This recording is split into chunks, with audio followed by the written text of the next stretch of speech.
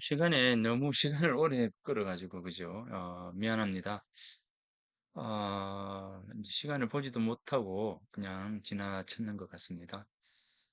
자, 그러면 이제 두 번째 시간 시작을 하도록 하겠습니다. 자, 그래서 아까 이야기처럼 이제 월세 무변지, 다른 이제 무변, 가 없는 땅을 비추고, 연못은 뭡니까?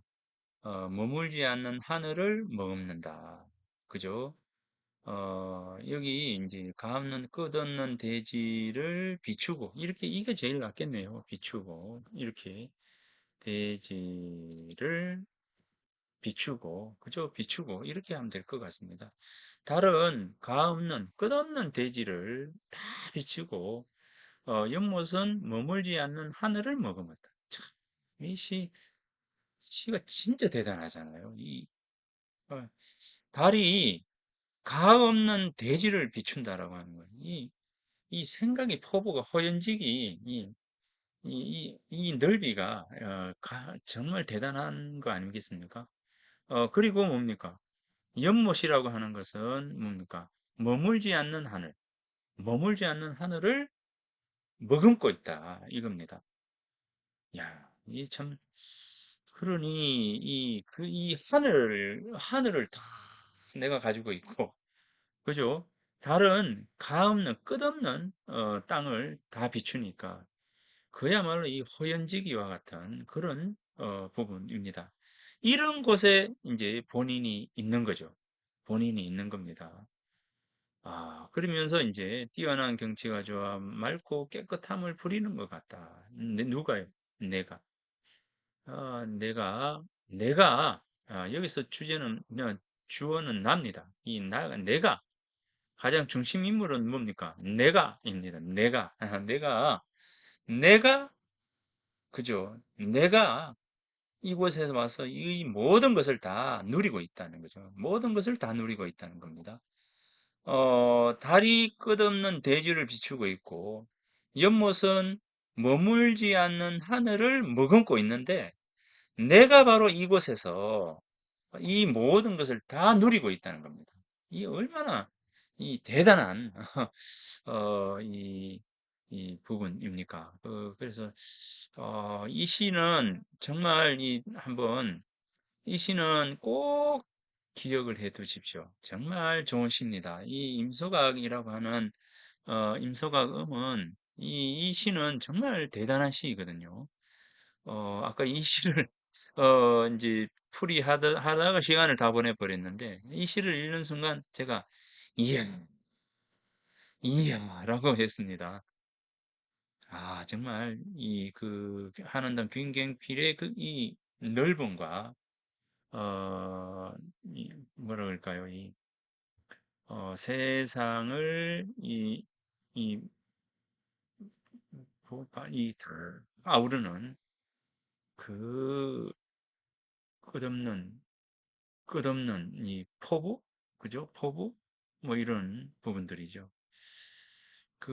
한원당의 그 뜻과 포부가 얼마나 대단한 것인가 라고 하는 것을 알 수 있는 겁니다. 자, 이 한원당의 그 생각과 포부라고 하는 것은 바로 이 달이 세상을 비추고 연못이 하늘을 다 담는 것처럼 자기 스스로가 바로 이 모든 부분들을 행하겠다라고 하는 의지를 드러낸 것이다. 이렇게 보면 될 것 같습니다. 이 참 좋은 시입니다. 이 시는 꼭 기억을 해 두십시오. 이 시를 시험에 낼까요?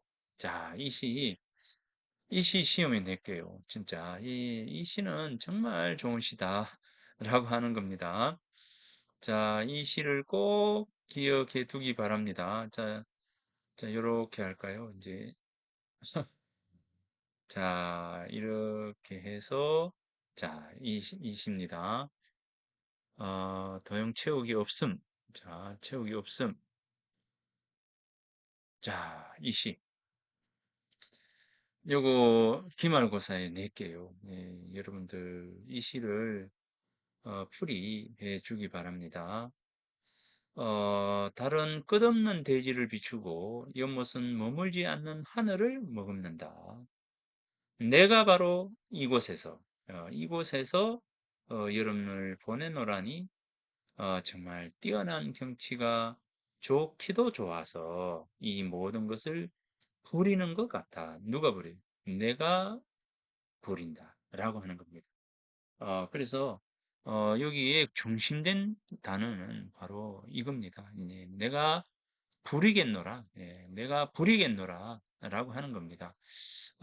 그래서 요 부분은 뭐 아주 좋은, 그렇지만 이렇게 놓는다면 가장 중심된 건 내가 부리겠다라고 하는 겁니다. 예, 그래서 이 정도의 포부를 가지고 있어야 사내라고 할 수 있고, 이 정도의 포부를 가지고 있어야 이 세상에서 하나의 족적을 남길 수 있는 것이지 않는가라는 그러한 어떤 마음을 지니고 있는 음, 한원당의 마음이지 않을까라는 생각합니다. 그래서 이 한원당의 모습입니다.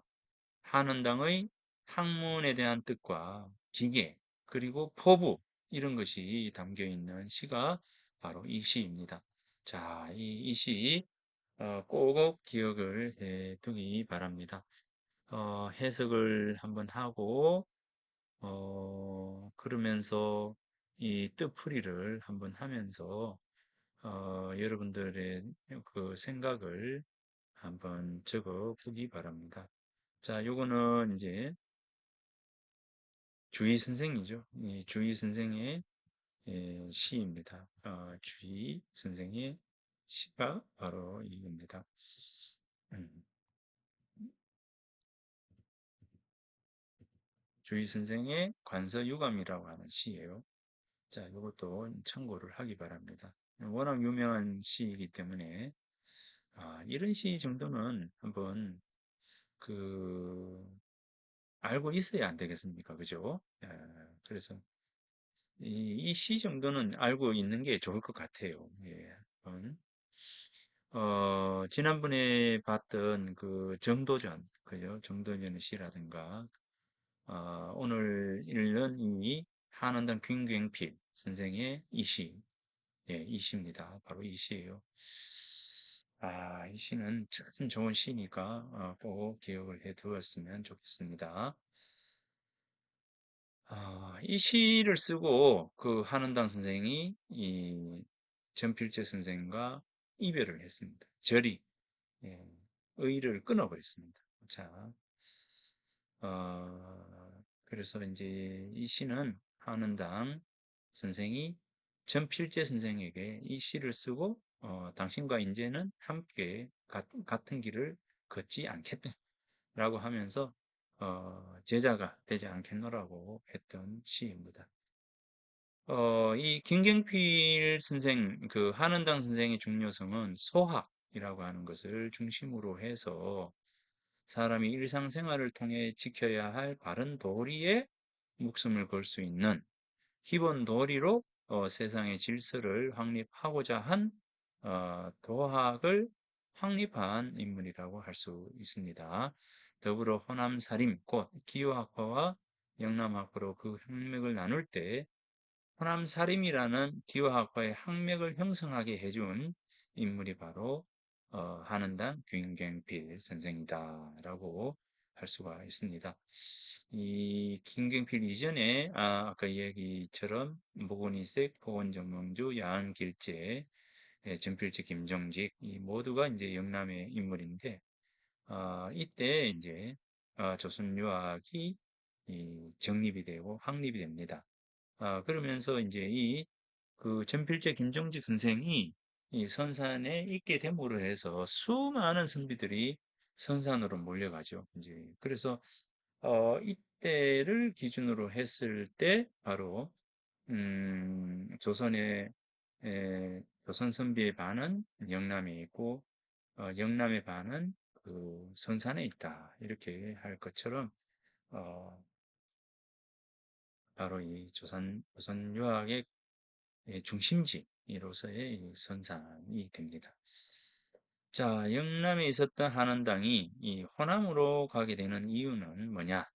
한원당 김경필 선생이 이 형조 좌랑으로 있을 때 이 무오사를 맞이하게 되고, 그러면서 이제 무오사에 의해서 희천, 평안도 희천으로 이제 유배를 가게 됩니다.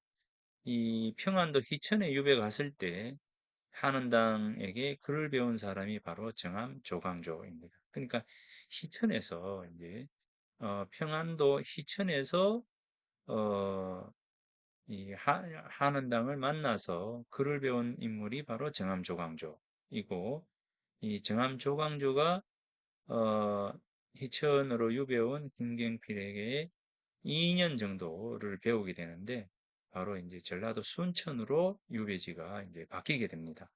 그래서 이제 전라도 순천으로 가서 5년을 머물 때, 이 전라도의 선비들을 가르치게 됩니다. 이때 인물들이 바로 소세양이라고 하는 인물이죠. 그리고 누굽니까? 송강정철. 이 송강정철. 이 송강정철이 실제 이 당파를 형성하게 되는 주요 인물이 됩니다. 이 송강은 긍정적인 어떤 요소들도 있겠지만 부정적인 부분에 있어서는 이 바로 이제 송강에 의해서 이런 그 당파가 굳어지는 그런 결과를 가져오게 됩니다. 그건 부정적인 부분들입니다. 송강에 있어서. 그래서 이제 송강정철, 이 하서 계민후, 이제 임명령이라고 하는 인물, 이제 시우인이라고 하는 시를 통해서 잘 볼 수 있는 임명령, 그 다음에 이제 백광홍 같은 인물, 이런 인물들이 바로 이 한원당 김경필 선생에게서 글을 배우게 됩니다. 이 그 소세양 같은 인물, 그죠? 소세양, 정철, 김인우, 임응령, 백광홍, 정말 진짜 대단한 인물들이죠. 어, 그 다음에 조현범이 쓴 강남악부에 보면, 자, 여기에 공고렵게도 김경필이 순천에 유배 와서 북문 밖에 있을 때 김종직 문화의 동문이었던 조위, 그죠? 조위, 전필체의 문화에 있었던 이 조위도 순천에 이제 유배를 와서 서문 밖에 있었다. 조위는 시를 많이 썼어요. 이제 그 조위 선생은 여기 그 경주에 경주에 이제 경상도 관찰사로 있을 때 경주를 지나면서 금장대에서 이제 시를 쓰기도 했습니다. 그래서 이제 조위의 시는 아주 많습니다. 많은데 아무튼 이 조위가 이 서문에 있었고 이 한원당 김경필이 동문에 있었다는 거죠. 조위는 순천으로 와서 노거스 밑에 대를 만들어 놓고 고을 노인들과 바둑을 두거나 술을 마시기도 하고 때로는 시를 읽기도 하면서 시간을 보내는데, 김경필 선생은 책을 보고 글을 가르치다가 틈틈이 노고서 밑을 홀로 배회하였으나 시를 읽기를 좋아하지는 않았다.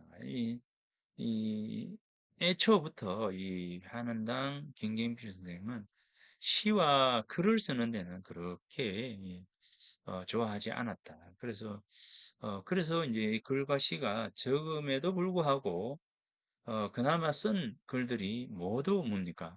없어졌습니다. 이 사화에 의해서 없어졌기 때문에 그다음에 글이 남지 않습니다. 자, 이렇게 됩니다. 균갱필의 면모는 시를 읽거나 풍류를 즐기지 않고 후학을 가르치거나 계도하는 것으로 자신의 임무를 삼은 것으로 보여집니다. 그래서 김경필의 집에는 학도들이 가득했다. 예. 한원당이 대사원을 지냈던 반우형에게 써준 한빙계라는 계율을 써주면서 반드시 지키라고 하였다. 이 한빙계는 정암 조광조나 태계의 율곡 선생과 같은 유학자들이 반드시 지켜야 할 계율이었다 한다. 그만큼 이 한원당이 끼친 영향이 컸다는 거죠. 야, 자, 이 부분을 이제 꼭 한번 이제 이 한빙계, 자, 우리가 이제 먼저 동정유상, 움직이고 고요하게. 그러니까 이제 활동할 때, 머무를 때에도 항상 일정함이 있어야 된다. 그죠? 일정함이 있어야 된다. 떳떳함이 있어야 한다. 하는 겁니다. 동정유상이라. 자, 동정유상. 자, 그 다음에 정심솔성. 자, 정심솔성. 마음을 바르게 하고 본성을 뭡니까? 따르라. 그죠? 마음을 바르게 해서 본성을 따라야 된다. 그 다음에 뭡니까? 정관위좌. 그죠? 정관. 갓을 바르게 쓰고, 위자. 반듯하게 위험 있게 앉아라. 이렇게 됩니다. 위자. 위험 있게, 반듯하게, 바르게 그렇게 앉아라. 안빈 분수, 이제, 가난함에 편안해하고 분수를 지켜라. 이거죠. 분수를 지켜라. 자, 그 다음에, 사치를 버리고, 그죠? 사치를 버리고, 그 검소함을 따라. 그 다음에 매일, 이제 새로워지는 공부를 해라. 그죠? 그 다음에 독서 궁리입니다. 책을 읽고 이치를 공부해라. 그 다음에 불망은 말을 망령되이 하지 말아라. 그 다음에 주일불이입니까? 이 한결같이 마음을 단속하고 이제 마음을 한결같이 하고 두 마음이 없어야 한다는 거죠. 마음을 한결같이 해야 된다. 주일. 그죠? 마음을 한결같이 해라. 그 다음에 극념, 극동. 이런 극이라고 하는 것은 능하다입니다. 능하다. 극은 이기다라고 하는 뜻도 있지만 능하다. 능히 이렇게 됩니다. 그러니까 능히 뭐 생각하고 그러니까 능하다. 생각을 잘하고 부지런을 잘해라. 이거죠, 이제. 그러니까 생각을 잘하고 부지런해라. 라고 하는 뜻입니다. 그 다음에 지언입니다. 말을 알아라. 이거죠. 그래서 여기 보면 논어의 맨 마지막에 이런 말이 있잖아요. 부지언이면 무의 지있냐 이렇게 되죠. 부지연이면 이제 부지연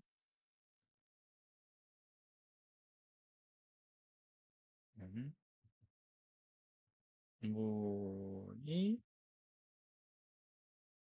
지인 이런 그러니까 이제 말을 잘 알아듣지 못하면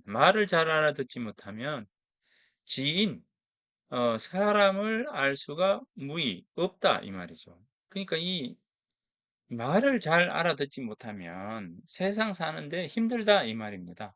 세상 살이에 힘든다. 세상을 알지 못한다. 세상을 사는 방법을 알지 못한다. 이거죠. 세상 사는 방법.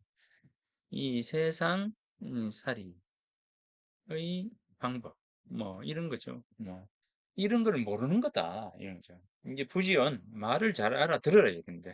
이 말입니다. 이제 이 여기 이제 논어에 나오는 말입니다. 이제 논어에 나오는 말인데 자, 그다음에 이제 직이 기미를 알아야 되고 신종 여시 이제 종 마치는 것을 처음과 같이 신중하게 해야 돼요. 자, 이건 진짜 중요한 말입니다.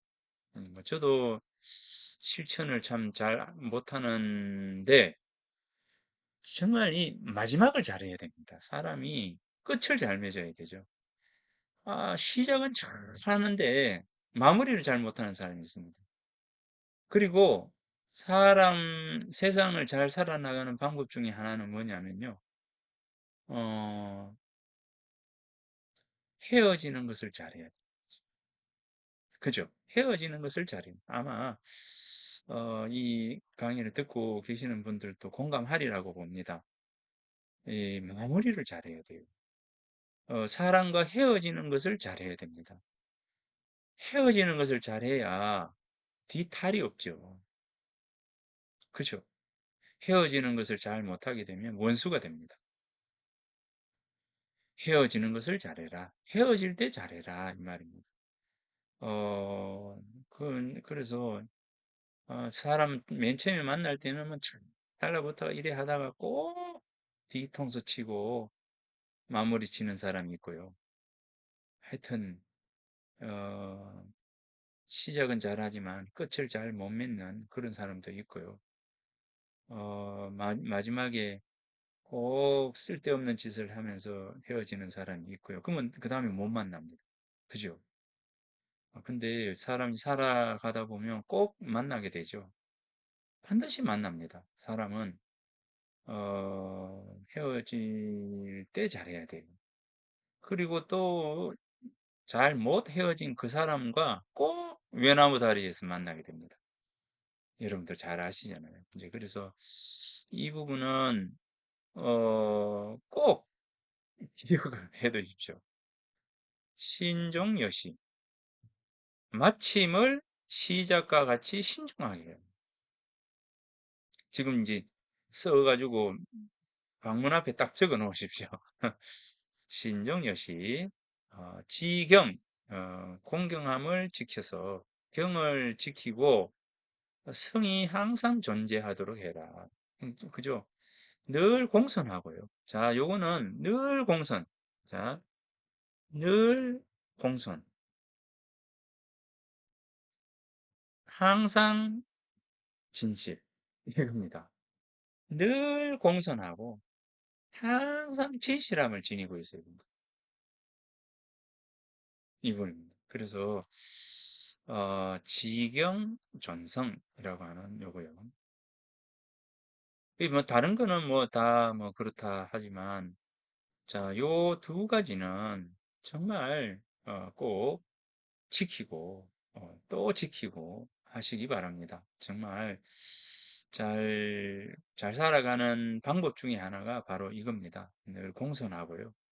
자기를 낮추고요. 이제 주역에서 제일 중요한 최고의 주역의 괴가 뭐라고 했습니까? 겸께, 겸께, 지산 겸께, 겸입니다. 겸께예요, 겸께. 주역에서 최고의 괴, 이거는 지산 겸께입니다. 이 겸께. 겸손한 거예요. 겸손해야 됩니다. 예, 이 겸손하지 않으면, 자신의 모든 것을 까먹게 되죠. 예, 이 겸괴. 이 최고의 괴, 겸괴. 겸괴입니다. 겸손한 겁니다. 이 세상에서 최고의 괴는 바로 겸괴다. 예, 겸괴다. 라고 하는 겁니다. 다른 건 몰라도 이건 꼭 기억을 해 두었으면 좋겠습니다. 자, 이 정암조광조. 조선조를 통틀어서 폐역적 성향이 가장 강했던 인물. 정암조광조가 누구의 제자입니까? 한원단 균경필의 제자다. 37살의 젊은 나이로 유배지에서 사약을 받고 죽은 인물. 태계는 정암조광조의 죽음을 두고 안타까워하면서 이렇게 말했다. 그로 말미암아 선비들이 학문이 지향해야 할 바를 알게 되었으며 그로 말미암아 국정의 근본이 더욱 드러나게 되었으며 이에 힘입어 유교의 근본이 땅에 떨어지지 않았고 나라의 장래가 영원하게 되었다. 예, 이렇게 이제 이 정암조광조, 태계이황, 율곡이 이런 분들은 사실은 그 당파, 당갱 뭐 이런 것에 연연하지 않았어요. 이제 그래서 지역성도 없었고요. 이제 그래서 그런데 후대에 가면 갈수록 이제 성강정철 이후로 어 이제 영남에 대한 어떤 부분 뭐 이런 기호 영뭐 이런 부분들을 이야기하게 됩니다. 예, 그래서 사실 당쟁이라고 하는 당파라고 하는 이런 부분들이 있게 된 것이 너무나 좀 안타까운 이제 그런 부분들입니다.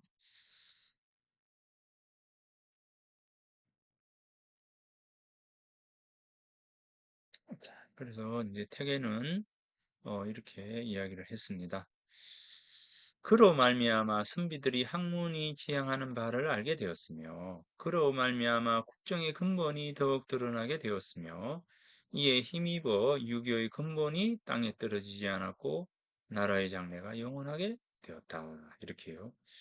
태계는 정암 조광조의 생애를 말하면서 세 번의 불행이 겹쳤다고 말했습니다. 첫 번째 불행은 학문이 한창 번성할 시기에 과거에 급제해서 중요한 관직에 앉은 것이고, 둘째의 불행은 물러나고자 했지만 물러나지 못한 것이고, 셋째의 불행은 유배의 몸이 되고 그곳에서 돌아가신 것이다.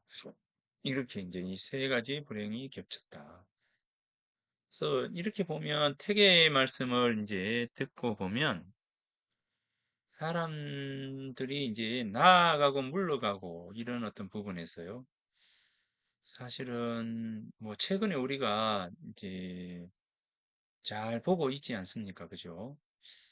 나아가지 않아야 되는데 나아가서 관직을 맡지 않아야 되는데 관직을 맡아서 폐가, 망신한 일이 최근에도 많았죠. 그래서 이 어찌 보면 그 주역에 있어서 이제 이 초효부터 쭉쭉쭉쭉쭉 이렇게 6효, 6가지 효가 있는데 거기에서 제일 중요한 게 뭐냐면 초효, 맨 아래에 있을 때, 요때는 내가 무언가를 맡도록 나에게 와도 스스로가 버리라는 거죠. 그러니까 내가 생각했을 때 내가 맡아야 할 시기가 아니다. 내가 맡을 능력이 없다. 이렇게 판단이 되면 버려야 됩니다. 괜히 그것을 쥐고 있다가 들고 있다가 망신한다든가 폐가한다든가 이런 일들이 많다는 겁니다. 최근에 우리가 우리 주변에서 많이 보잖아요. 사실은 어, 그래서 스스로가 생각했을 때 맞지 말아야 되겠다라고 생각하는 그런 부분이 있을 때는 맞지 않는 게 좋죠. 그런데 참 묘한 것은 하늘은 맡겨버리는 거죠. 그래서 맡겨서 뭡니까? 들통이 나도록 하는 거죠. 그건 하늘의 뜻이고, 하늘의 뜻을 우리가 잘 살필 수 있는 방법이 뭡니까? 성찰, 조심, 겸손, 이런 겁니다. 아무리 이 하늘이 준다 해도 이 다가와지죠. 다가와져요. 당연히 다가와지죠. 욕심도 나고요. 그렇지만 내가 생각했을 때 이게 나에게 맞지 않다라고 생각하면 버려야 됩니다. 그게 맞습니다. 그래서 이 정함의 경우에도 공부가 무르익어야 될 시기에 이 과거에 급제를 했고 급제하자마자 중요 관직에 앉았다라고 하는 이 부분이 이 제일 그 정함에게 있어서 큰 불행이었다. 이렇게 대개는 어, 이야기를 합니다. 그래서 이런 어떤 부분들이 있다라고 하는 것이고요. 정함은 서울에서 태어났고 17살 때 어촌 찰방으로 부임한 아버지를 따라가서 무오사로 인해 희천에서 유배를 하던 어, 김갱필을 만난다. 그죠? 이 만남으로 이제 개혁적인 학문적 성향과 정치적 성향을 그대로 전수받게 된다. 그 누구에 의해서? 한원당 김갱필 선생의 이 학문적인 성향과 정치적 성향을 그대로 전수받게 되는데 실제 기호 살인파의 영남 살인파의 학문이 전맥이 되는 의미를 지니고 있다. 1510년 28살의 나이에 진사시를 장원으로 통과해서 성균관에 들어가 공부하다가 33살이 되던 해에 정광문과에 합격하면서 황문관 정원 들어가자마자 바로 이 언관을 하게 됩니다. 그래서 아주 중요한 그 정언이 되죠. 홍문관 정언, 홍문관 부재학, 대사헌까지 급작이 올라가요. 이제 그러니까 이 어찌 보면 이제 과거에 합격한 것은 33살이라 그렇게 뭐 이런 것도 아닌데 이 과거에 나아가자마자 바로 대사원까지 올라갔다는 것. 너무 급작스럽게 벼슬이 올라갔다는 겁니다. 그래서 여기에 중요한 관직에 앉는 것. 이 과거에 급제한 것은 차치하고 중요 관직에 이 대사원에 올라갔다는 거죠. 이제 부재학을 거쳐서 대사원까지 올라갔다라고 하는 이분 너무 어린 나이에 중요한 직책을 맡게 됨으로 해서 뭡니까? 어떻게 되죠? 결국 이제 적이 많아지는 거죠. 시기와 질투 속에서 어, 이제 생활하게 되고 그러므로 해서 이런 어려움을 겪게 되었다. 여기 이제 지치주의가 정암조광조에 있어서 가장 중요한 가치입니다. 지치주의. 지치주의는 하늘과 사람이 하나로 연결되어 있는 합일체라고 하는 뜻으로 하늘과 사람이 하나로 연결되어 있는 합일체. 이것은 지치주의의 문제가 아니라 실제 유학은 어, 천인 합일의 가치가 가장 중요한 가치입니다. 천인합일.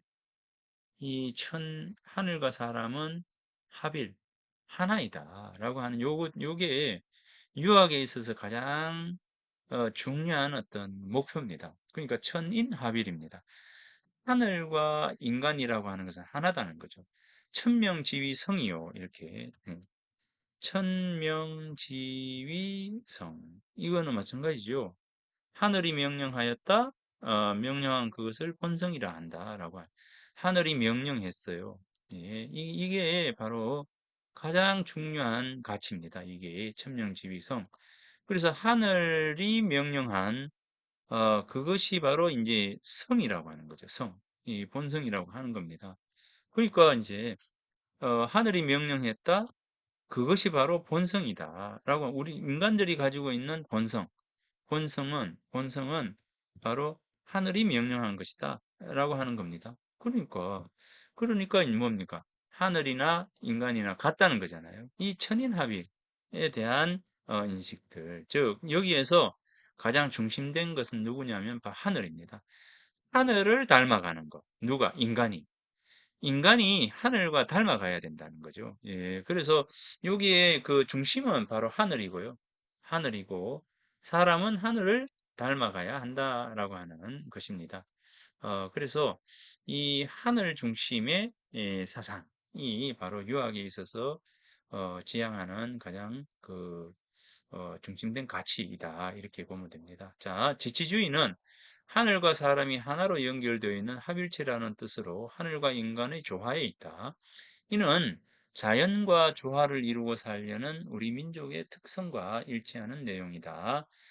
지치주의를 하기 위해서는 네 가지 방법이 있다. 첫째, 현인 군자를 정치에 참여시켜야 된다. 자, 군자를 정치에 참여시켜라. 이렇게 하고, 그 다음에 선비들의 사기를 진작해야 한다. 선비들.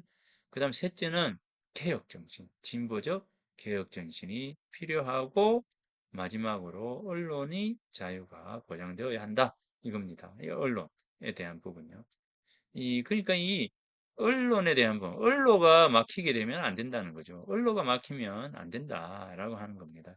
그래서 개혁 정신, 현인군자를 정치에 참여시켜야 한다. 그리고 이제 선비들의 사기를 진작시켜야 하고, 개혁 정신이 필요하고, 언론의 자유가 필요하다라고 하는 이 부분입니다. 정함의 지치주의 핵심은 결국 임금과 백성, 지도자와 국민이 조화롭게 살아가는 것이고, 그 조화로움을 위해서는 뭡니까? 임금이 도덕적으로 완벽한 상태여야 한다. 이겁니다. 임금이 도덕적으로 완벽한 상태여야 한다는 겁니다. 임금이 도덕적으로 완벽한 상태를 유지하지 못할 때는 어떻게 되느냐? 못할 때는 어떻게 되느냐? 예. 그렇게 될 때까지 노력하는 겁니다. 공부해야 하는 겁니다. 공부하고 공부하고 또 공부해야 된다. 라고 하는 것이 바로 이제 정함이 지니고 있었던 가치다. 그래서 만약에 그렇게 공부하지 않으면 어떻게 되나? 임금을 갈아치워야 된다. 이런 얘기들을 한 겁니다. 이제 훌륭하고 실력 있는 인재를 얻기 위해 언로를 열어야 하고 또 학문하고 연구하는 풍토를 만들어야 한다. 이것이 조광조가 생각하는 개혁 정치의 요체다. 그죠? 향락에 대한 어떤 보급을 하고 곡물의 폐단을 시정하고 아주 부유층의 재산 확대를 막기 위해 토지 상한제를 정하고 이 아주 개혁적인 그런 개혁 성향의 인물이 바로 이 정함 조광조였다. 그러니까 이 과거 시험 대신 추천으로 관직에 나아갈 수 있는 현량과를 설치하고 근데 이 부분은 현량과에 대한 설치, 음직으로서의 이제 이 부분은 사실은 오용될 가능성이 더 높아요. 내 패거리 정치에 대한 부분들이 많기 때문에 자, 이 부분은 사실은 좀 문제가 있다고 저는 봅니다. 왜냐하면 우리가 이게 이제 당파와 당쟁의 이 소용돌이 속에서 이 부분이 하여튼 문제가 될 가능성이 더 높거든요. 실제 이제 선조 때 그 이조 자랑, 이조 자랑, 그죠? 인사 총책을 맡고 있었던 이조 정랑이죠. 이조 전랑의 그 지위를 세습하는 문제 때문에 아주 그 당쟁이 격화되는 그런 부분들이 있었잖아요. 이제 그것처럼 이 부분은 추천으로 음직으로 관직으로 나아갈 수 있는 부분들은 조금 그렇습니다. 자, 아무튼 자, 이 부분들을 개혁적인 성향. 그래서 이런 어떤 개혁적인 성향이었기 때문에 실제 반발도 심했죠. 반발도 심하고 이 중종이 그 이런 어떤 부분에서 신화, 신권, 선비 뭐 이런 어떤 부분들을 강조하다 보니까 왕권에 대한 도전으로 인식을 하기 시작했고 결국은 이제 죽음에 들어가게 됩니다. 이제 그래서 이 정계에 입문한 지 4년 만에 바로 이제 죽게 되는 그런 겁니다. 옛사람은 학문이 이루어지는 것을 기다려 도를 행하기를 구했고 도를 행하는 요체는 무엇보다 임금의 마음을 바로잡는 데 있다. 공은 안타깝게도 현철한 자질과 경세재민의 재능을 지니고 있었지만 학문이 이루어지기 전에 너무 급하게 요직에 에, 올라가 위로는 임금의 마음을 바로잡지 못하고 아래로는 검문세가의 비방을 맞지 못해서 그 충성을 바치려고 하자 참사하는 일들이 벌어져 몸이 죽고 나라가 어지러워지자 뒷사람들이 그 일을 경계하여 감히 바른 정치를 해보지 못하게 만들었다. 자, 이 부분은 그 율곡 선생께서 이 정함에 대한 안타까운 부분들을 이야기를 합니다. 그러니까 여기 보면 너무 급하게 요직에 올라가. 자, 자기의 뜻을 펼치려 한 것이죠. 이 부분은 뭡니까?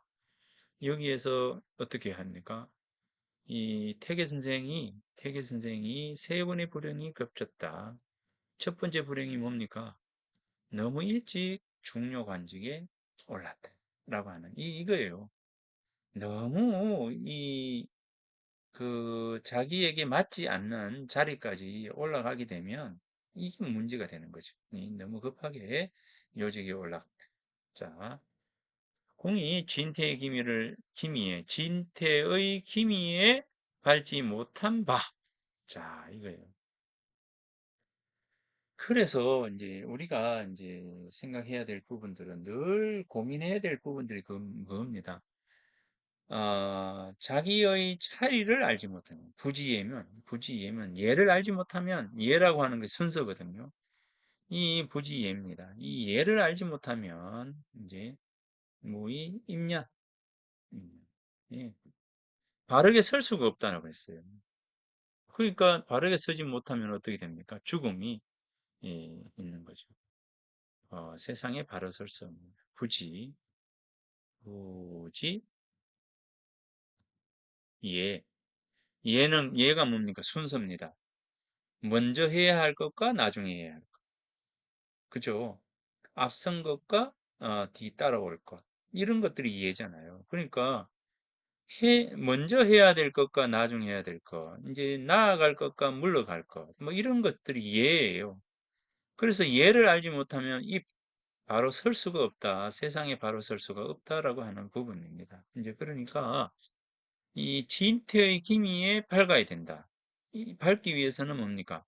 성찰이라고 하는 부분들이 필요하다는 거죠. 고요히 멈추어 서서 스스로를 돌아보고 스스로에게 늘 끊임없이 질문을 던지면서 겸손하고 조심하고 또 조심하는 그러한 삶을 살지 않으면 조금이라도 나태가 아니라 조금이라도 겸손함을 잃게 되면 결국 이렇게 정함처럼 될 가능성이 훨씬 높습니다. 그래서 우리들이 삶을 살아가면서 놓치지 않아야 될 것은 뭐냐? 바로 이 겸손이다라고 하는 부분들입니다. 아까 여기 한빈교에서 이야기한 것처럼 종여시, 종여시, 마치는 것을 처음처럼. 이게 바로 처음처럼이에요. 처음처럼입니다. 처음처럼. 그리고 뭡니까? 항상 공경하고 항상 뭡니까? 성실해야 된다. 이거죠. 늘 공경하고 늘 성실해라. 이겁니다. 요거는 꼭 기억을 해 두기 바랍니다. 이 정암조광조의 경우에도 바로 이 한빈계의 그 가르침을 놓쳐버렸기 때문에, 이렇게 이제 일찍 이 자신의 삶을 마감하게 된 것이지 않을까라는 생각을 합니다. 그래서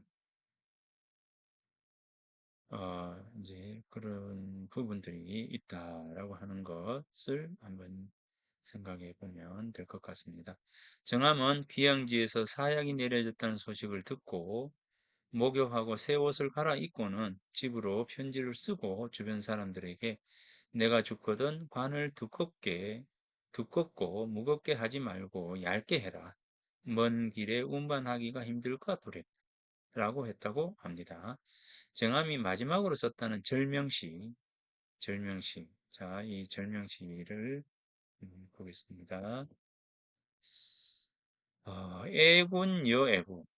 임금 사랑하기를 뭡니까? 부모 사랑하긴 하는 것과 같이 했고, 나라를 근심하기를 뭡니까? 집안을 근심하는 것과 같이 했다. 백일이죠. 하늘의 해가 아래 이제 세상에 임하듯이 비추듯이 소소조단에 이제 나의 붉은 마음이 환히 비추어지리라. 그러니까 어, 이 정함은 항상 뭡니까? 임금을 사랑했고 국가를 걱정했다는 거죠. 그러니까 임금을 사랑했고 나라를 걱정했는데 너무 강경하게 너무 일찍 이것을 이제 혁신이라고 하는 이름으로 일을 행했기 때문에 거기에서 이제 세상과 잘 조화롭게 발을 못 맞추었다. 이렇게 볼 수가 있을 것 같습니다. 이 정함은 도학자여서 교훈적인 시가 많다. 자, 여기 보면 인생 본 자정. 자, 여기 요거 한번 볼까요? 이제